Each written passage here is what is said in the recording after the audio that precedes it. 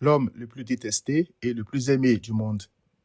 En route pour Jérusalem, Christ a annoncé à ses disciples qu'il allait être livré aux principaux sacrificateurs et aux scribes, qu'ils allaient le condamner à mort et le livrer aux païens, et que ces derniers allaient l'humilier, cracher sur lui, le battre et le tuer.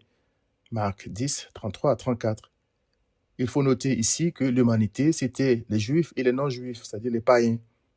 Dans la culture juive de l'époque, les païens, dont les Romains, étaient considérés comme des barbares, c'est-à-dire des gens sans civilisation, et comme des chiens. Voir Marc 7, 27.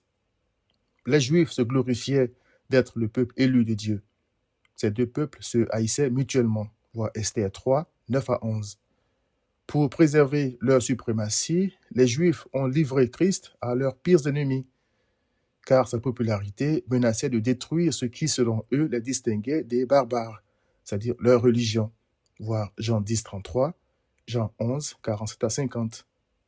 Les principaux sacrificateurs ont donc sollicité de faux témoignages pour condamner Christ à mort. Voir Matthieu 26, 59. Ils ont envoyé une foule armée d'épées et de bâtons pour l'arrêter. Ils ont craché sur lui, l'ont frappé. Voir le verset 67. Puis l'ont livré à Ponce Pilate, un païen, afin que les chiens, entre guillemets, le dévorent sans pitié. Heureux de malmener un juif, des soldats lui ont retiré ses vêtements, l'ont bien humilié, lui ont posé une couronne d'épines sur la tête, ont craché sur lui, l'ont battu avant de le crucifier.